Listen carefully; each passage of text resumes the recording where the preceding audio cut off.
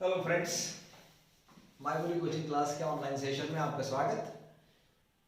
आज हम 10th standard entire Hindi तीसरा लेसन जो है वो पढ़ने जा रहे हैं। एक्चुअली तीसरा लेसन है नहीं, तो ये चौथा लेसन है। एक्चुअली ये साल जो पोर्शन है उसमें तीसरा लेसन है नहीं, तो ये चौथा लेसन है। एक्चुअली ये लेसन नहीं, ये एक पद्य रचना है, कविता है, और जिसका नाम है छापा। और ये छापा ये कविता है और इसे लिखा है ओम प्रकाश आदित्य ने। तो ये ओम प्रकाश आदित्य जी जो है वो 1936 में इनका जन्म हुआ था और 2009 में इनकी मृत्यु हुई थी। और ये हिंदी के बड़े बहुत अच्छे व्यंग्य कवि हैं। बहुत सुंदर इनकी जो कविताएं हैं, सुनने में बड़ा अच्छा लगता है। और इनकी कुछ कृतियां अगर देखना चाहेंगे, कुछ रचनाएं उन्होंने क्या क्या लिखा है, तो इसमें उनके एक रचना का नाम है इधर भी गधे हैं उधर भी गधे हैं, मॉडर्न शादी, गोरी बैठी छत पर, ये काव्य संग्रह है इनका। ये ऐसी सुंदर सुंदर उन्होंने अपना हिंदी के साहित्य में योगदान दिया है। और ये जो पद्य अपन आज पढ़ने जा रहे हैं, छापा, ये जो प्रस्तुत व्यंग्य कविता जो है कवि ने आयकर विभाग के छापे के माध्यम से आम आदमी की आर्थिक स्थिति और छापा मारने वालों की कार्य प्रणाली को दर्शाया है। मतलब इनकम टैक्स वाले जब आपके घर में छापा मारने के लिए आते हैं तब वो किस तरह से बात करते हैं, और उसका एक कवि, हिंदी का कवि, वो किस तरह से उसका अर्थ निकालता है। ये बहुत ही सुंदर हंसी मजाक वाली जो कविताएं हैं, ये सबको बहुत पसंद आएगी। कोई अगर इसमें कोई डिफिकल्ट वर्ड आता है तो वो मैं आपको एक्सप्लेन कर ही दूंगा, वो कोई प्रॉब्लम नहीं है। ठीक है, चलिए शुरुआत करते हैं। छापा, ओम प्रकाश आदित्य जी की ये रचना है। कवि कहते हैं, मेरे घर छापा पड़ा, मेरे घर छापा पड़ा, छोटा नहीं बहुत बड़ा। कोई डिफिकल्ट नहीं, जो डिफिकल्ट रहा तो मैं समझा दूंगा आपको। वे आए, वे ने वो इनकम टैक्स वाले आए, आयकर विभाग वाले आए, घर में घुसे और बोले सोना कहाँ है। उन्होंने बोला सोना कहाँ है, तो इन्होंने कहा, कवि कहता है, मैंने कहा मेरी आंखों में है, मैं कई रात से सोया नहीं हूं। मतलब ये क्या करता है, उनके जो शब्द है उसका दूसरा अर्थ निकालता है। सोना का मतलब है गोल्ड, वो पूछ रहे गोल्ड कहाँ है, और ये कहता है सोना मतलब अपन बोलते हैं ना कि क्या कर रहा था, मैं सो रहा था अपन, तो वैसा ये बोल रहा था कि सोना कहाँ है। तो ये कहता है कि सोना तो मैं कई दिनों से सोया नहीं हूँ, कई रात से सोया नहीं हूँ मैं। तो ये कुछ अलग अर्थ निकाल के उनसे बात करता है। तो वे रोष में आकर बोले, रोष में आकर बोले मतलब, रोष का मतलब है गुस्से में, रोष में का मतलब है गुस्से में। वे गुस्से में आकर बोले, वे रोष में आकर बोले स्वर्ण दो स्वर्ण। जब इसने सोना का अर्थ निकाला दूसरा, ये सोना, तो वो गुस्से में आकर आयकर विभाग वाले बोले, इनकम टैक्स वाले, सोना स्वर्ण दो स्वर्ण। तो ये कवि अपना, मैंने जोश में आकर कहा, जोश में आकर मतलब बहुत तैश में आकर कहा कि सुवर्ण मैंने अपने काव्य में बिखेरे हैं, उन्हें कैसे दे दूं। ये तो कवि है, ये एक बात का दूसरा मीनिंग निकालते हैं। उन्होंने कहा, पहले कहा सोना, तो ये बोले मैं कई रातों से सोया नहीं हूं। अब वो बोले सोना का मतलब है स्वर्ण, वो स्वर्ण। अब ये बोला कि स्वर्ण तो मैंने अपनी कविता में बिखेरे हैं उनका। तो इसलिए क्या हो गया कि वो और भी गुस्सा हो गए, उन्हें मैं कैसा दे दूं। ये कवि कह रहा है कि मेरे काव्य में है वो स्वर्ण जो है। स्वर्ण का मतलब कवि के हिसाब से स्वर्ण का मतलब वो बहुत ही स्वर्णिम कण, या फिर जो स्वर्णिम रचनाएं या फिर स्वर्णिम विचार जो है वो मेरे काव्य में है, ऐसा इनका कहना था। तो आयकर वाले बहुत और परेशान हो गए, वो झुंझुला कर बोले, झुंझुला कर का मतलब है परेशान होकर बोले।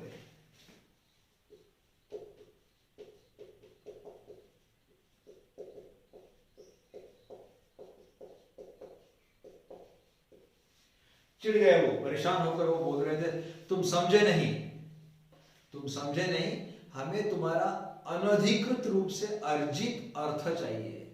अनधिकृत, अनधिकृत का अर्थ है, अनधिकृत का मतलब है इलीगल। आई ऐसा करते हैं, I double L L E G. कभी कभी क्या हो जाता है या आप इंग्लिश मीडियम वालों को अगर कोई किसी का मीनिंग अगर हम इंग्लिश में समझाते हैं तो वो आपको आसानी से समझ में आता। अनधिकृत मतलब ऐसा है कि जिस पर आपका कोई कानूनन हक नहीं है, वो इलीगल है, वो कायदे में बैठता नहीं। तो इलीगल, लीगल मतलब कायदे में बैठने वाला, और इलीगल मतलब जो कायदे में नहीं बैठता है। अनधिकृत का मतलब है इलीगल और इसका उल्टा होता है अधिकृत। अधिकृत का मतलब है लीगल, जिसके आपके पास में सब कुछ रसीदें है, सब कुछ है। अब अनधिकृत से रूपित अर्जित अर्थ चाहिए। अर्जित का मतलब है, अर्जित का मतलब है आपने कमाया हुआ, कमाया हुआ। अर्थ का मतलब है पैसा। वो झुंझुला कर बोले तुम्हें समझ में नहीं आ रहा क्या, हमें तुम्हारा अनधिकृत रूप से अर्जित अर्थ चाहिए। मतलब इलीगल ढंग से कमाया हुआ तुम्हारा पैसा कहाँ है, इलीगल ढंग से तुमने जो पैसा कमाया वो कहाँ है। अब उन्होंने पूछा अर्थ कहाँ है तुम्हारा, अर्जित अर्थ कहाँ है। तो कवि मुस्कुराकर बोले अर्थ, अर्थ मेरी नई कविताओं में है। अब ये अर्थ क्या ले रहा है, एक अर्थ का मीनिंग है पैसा और दूसरे अर्थ का मीनिंग है मीनिंग। अर्थ का मतलब अपन बोलते हैं ना कि इसका अर्थ क्या है, तो अर्थ का मतलब है उसका मीनिंग क्या है। तो ये कवि महाशय अपने मुस्कुरा कर बोले इनकम टैक्स वालों को, अर्थ आपको अगर चाहिए तो वो मेरी नई कविताओं में ढूंढो, तुम्हें मिल जाएगा, ढूंढ लो। वे कड़क कर बोले। अब वो और भी गुस्सा हो गए, बोले चांदी कहाँ है। मैं भड़क कर बोला, अब वो कड़क कर बोले, तो ये भड़क कर बोला कि मेरे बालों में आ रही है धीरे धीरे। बालों में आ रही है मतलब मेरे बाल सफेद हो रहे हैं। अब सफेद बालों को भी हम लोग क्या कहते हैं, ये बालों में चांदी आ गई है। तो ये उनका जवाब दे रहा है आपको चांदी चाहिए, तो लो मेरे बाल सफेद हो रहे हैं, उन्हें चांदी कहते हैं, वो मेरे बालों में आ रही है। अब वे उद्भ्रांत होकर बोले, उद्भ्रांत होकर मतलब अब बिल्कुल परेशान हो गए। उद्भ्रांत का अर्थ है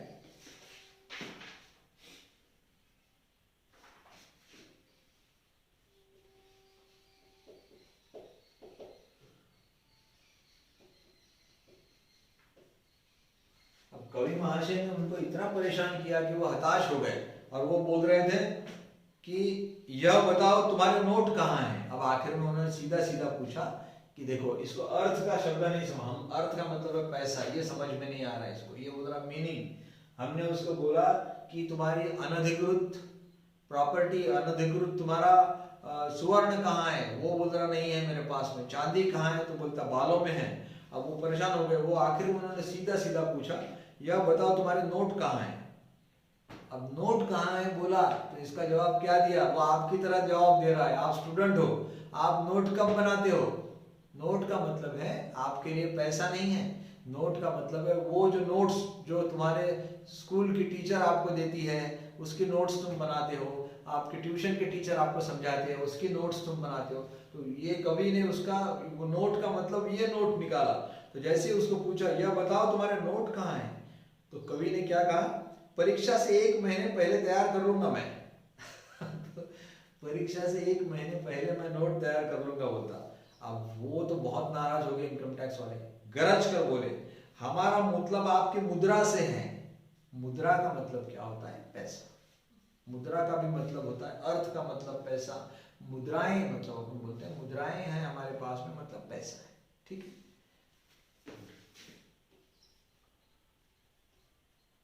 मुद्राएं का मतलब है पैसे के नोट। तो मुद्राएं कहाँ हैं आपके, चलो बोलो आखिर में, नोट समझ में नहीं आ रहा क्या आपको, तो मुद्राएं बताओ कहाँ पर है। वे गरज कर बोले हमारा मतलब आपकी मुद्रा से है। तो ये लरज कर बोला, अपने कवि महाराज हमारे जो है उन्होंने लिखा है मैं लरज कर बोला, लरज कर बोला। अब लरज कर का अर्थ क्या रहता है, लरज कर बोला मतलब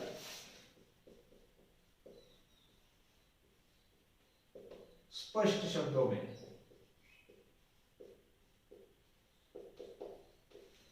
ये भी स्पष्ट शब्दों में बोल रहा था, क्या चाहिए आपको, मुद्राएं चाहिए, तो मुद्राएं आप मेरे मुख पर देख लीजिए।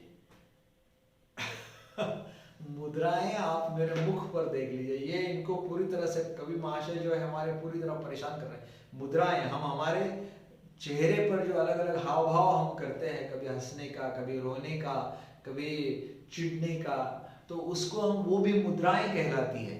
ये कवि क्या करता है, उनका शब्द पकड़ता है और अपने हिसाब से उसका जवाब देता है। वो बोलता मुद्राएं चाहिए आपको, तो मुद्राएं तो मेरे मुख पर है, आप उसे देख लीजिए, मेरे चेहरे पर मुद्राएं हैं, आपको मिल जाएगी।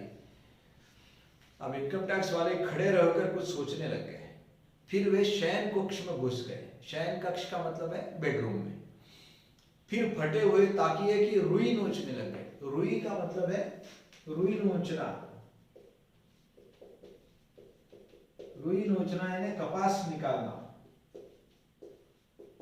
मतलब वहां पर जो ताकिए वगैरह पड़े थे ना, वो गद्दी पर, बेड में उनकी गद्दियां थी, गद्दियों पर ताकिए थे, वो ताकिया फाड़ कर उसमें की रुई निकाल रहे थे। रुई का मतलब है कपास।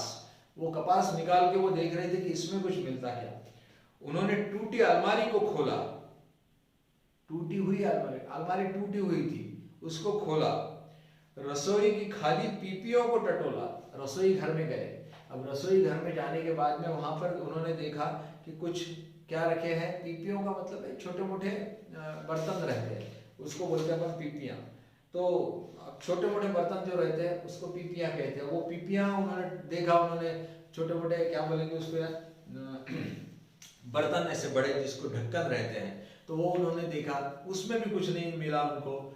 बच्चों की गुल्लक तक देख डाली। गुल्लक का मतलब आप जानते हो, गुल्लक का मतलब होता है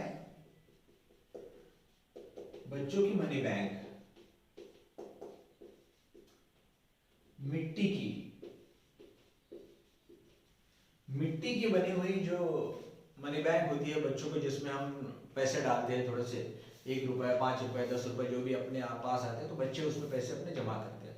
तो बच्चों की गुल्लक तक इनकम टैक्स वालों ने देख लिया, पर सब में मिला एक ही तत्व, खाली। इसका मतलब किसी में कुछ नहीं मिला। उन्होंने कहां ढूंढा, वो तकिया ढूंढा, उसमें का कपास निकाल के, उसमें कुछ नहीं। अलमारी टूटी हुई थी, उसको खोला, कुछ नहीं। रसोई में जाके पीपियां मतलब छोटे मोटे डब्बे खोला, उसमें भी कुछ नहीं। बच्चों की गुल्लक खोल डाली, उसमें भी कुछ नहीं है। सब में एक ही चीज मिली, खाली। बस सब कुछ खाली था। कनस्तरों को, मटकों को ढूंढा, सब में मिला शून्य, ब्रह्मांड। कनस्तरों का मतलब है छोटे मोटे, वहां पर जो पेटियां रखी थी उसको ढूंढा, ऊपर जाके ढूंढा, नीचे ढूंढा, मटकों में देखा, कहीं कुछ नहीं मिला। एक ही चीज मिली, सब में मिला शून्य, ब्रह्मांड। शून्य का मतलब है कुछ भी नहीं वहां पर। देखकर मेरे घर ऐसा अरण्य कांड, इस मतलब ये जो फोड़ फाड़ कर रहे थे उसको क्या कहा है अपने कवि महाशय ने हमारे, ये अरण्य कांड है। मतलब जंगल में जिस तरह से जानवर क्या करते हैं, जाके उत्पात मचाते हैं, उसी तरह का उत्पात इनकम टैक्स वालों ने इनके घर पे मचाया था। तो इसलिए उसे अरण्य कांड कहा। अरण्य कांड का मतलब है अरण्य में किया हुआ कांड, अरण्य कांड।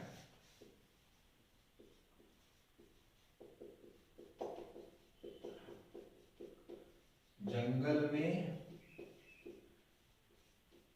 किया हुआ कांड, उसको बोलते हैं अरण्य कांड। उनका खिला हुआ चेहरा मुरझा गया। इनकम टैक्स वालों ने, बेचारों ने सब जगह देखा, कुछ नहीं मिला। अब उनका जो चेहरा खिला हुआ था मुरझा गया, मतलब वो सब नाराज हो गए। और उनके 20 सूची हृदय में रौद्र की जगह करुण रस समा गया।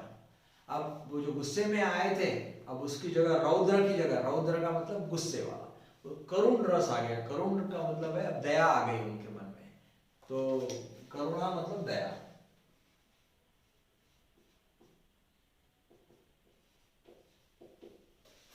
तो दया आ गई उनके दिल में। वो बोले, क्षमा कीजिए, हमें किसी ने गलत सूचना दे दी।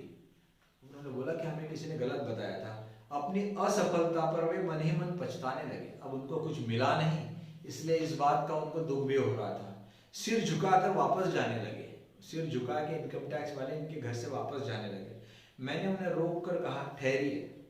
ठीक है, मैंने उन्हें रोक कर कहा, ठहरिए, रुकिए, सिर मत धुनिए, मेरी एक बात सुनिए। अब अब ज्यादा परेशान होने की बात नहीं। मेरी एक बात सुनिए, उनका कहना यह था। अब लेखक महाशय उनको क्या कहते, देखिए, मेरे घर में अधिक धन होता तो आप ले जाते, बराबर, मेरे घर में अगर धन होता तो आप ले जाते। अब जब मेरे घर में बिल्कुल धन नहीं है, अब मेरे घर में बिल्कुल धन नहीं है, तो आप मुझे कुछ देकर क्यों नहीं जाते? तो आप मुझे कुछ दे दो ना। अब मेरे घर में कुछ धन है नहीं, था रहता तो आप ले जाते, अब है नहीं तो कुछ थोड़ा देकर जाओ मुझे। जिनके घर में सोने चांदी के पलंग और सोफे हैं उन्हें आप निकलवा लेते हैं। अब जिनके घर में जाते हो, इनकम टैक्स की अगर रेड पड़ती है, अगर किसी के घर में सोने या चांदी का बेड मिलता है तो आप उसको निकलवा लेते हो, बहुत अच्छी बात है, निकलवा लीजिए। पर जिनके घर में बैठने को कुछ भी नहीं है, अब जिनके घर में बैठने तक को कुछ नहीं है, उनके यहाँ कम से कम एक तख्त तो डलवा दीजिए। अब जब आप यहाँ आए, आपने देखा मेरी टूटी अलमारी है, खाली मेरा किचन खाली है, कहीं पर कुछ नहीं है, मेरे यहाँ कुछ नहीं है, अब जाते जाते एक तख्त तो डलवा दीजिए। तख्त का मतलब क्या है? एक लकड़ी की छोटी एक बड़ी चौकी, मतलब जिस पर बैठा जा सकता है। तो ऐसा तो कुछ मुझ गरीब के लिए देते जाइए।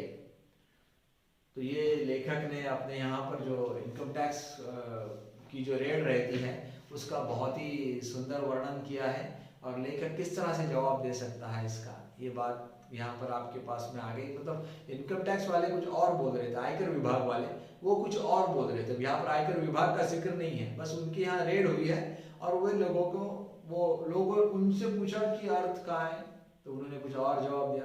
उनसे पूछे सोना कहाँ है, कुछ और जवाब दिया। चांदी कहाँ है, और जवाब दिया। मतलब हर चीज का ये हमारे कवि महाशय जो है वो उनके हिसाब से अलग अर्थ निकाल रहे थे और पूरा इनकम टैक्स डिपार्टमेंट को परेशान कर दिया। पर आखिर में जब वे जाने लगे तब उन्होंने कहा कि अगर आप मेरे घर से कुछ मिलता तो आप ले जाते, लेकिन आप कुछ मिला नहीं है तो क्या कुछ दे नहीं सकते आप? बहुत ही क्या बोलेंगे, सोचने वाली बात है ये। बहुत सुंदर हमारी आज की जो कविता रही है, हमारे ओम प्रकाश आदित्य जी जो है उन्होंने बहुत सुंदर कविताएं लिखी हैं।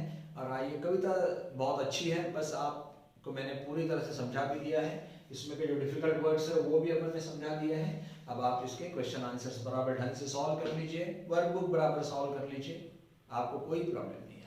ठीक है, चलिए इसके बाद का लेसन इसके बाद के सेशन में देखते हैं अपना। इसके बाद का वीडियो जो रहेगा उसमें आप देख लीजिए। ये जो वीडियोस है वो ये आपके लिए माय बोली कोचिंग क्लासेस की तरफ से बनाए जा रहे हैं। Thank you very much.